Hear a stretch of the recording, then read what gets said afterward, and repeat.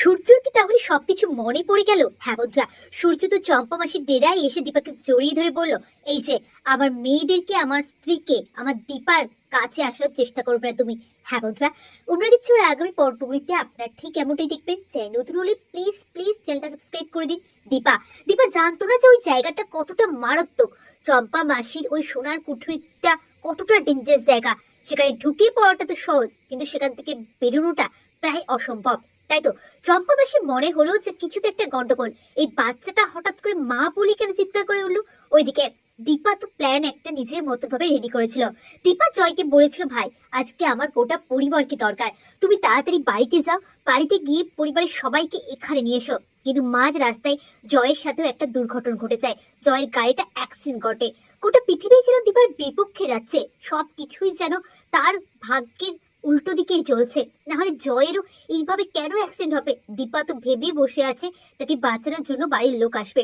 ওইদিকে চেকপোস্টের আগে যাতে সূর্য চিৎকার চেঁচামেচি না করে, সেই জন্য সূর্যকে ইরা আর অর্ণব মিলে একটা ইঞ্জেকশন দিল।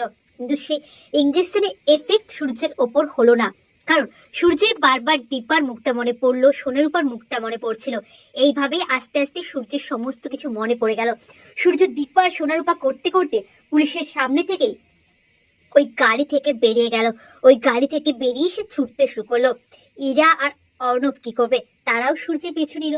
কিন্তু শেষ পর্যন্ত সূর্য পৌঁছে গেল ওই চম্পা মাসির ওই কুঠিরে।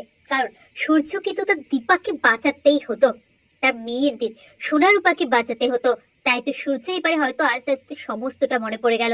যখন চম্পা মাসি দীপাকেও ধরে ফেললো, দীপাকেও নিয়ে এলো সোনারূপার কাছে, বললো, এই তো বাহ, মেয়ে দুটো কি একটু টাইম লাগবে, কিন্তু মাকে ব্যবসায় নামানোর কোনো টাইম নেই, এখন থেকেই মাকে ব্যবসায় নামানো যাবে। ঠিক তখনই সূর্য চায়, দীপাকে জড়িয়ে ধরে সোনারূপাকে নিয়ে বলে, আমার মেয়েদের গায়ে আর আমার স্ত্রীর গায়ে হাত পর্যন্ত লাগাবে না।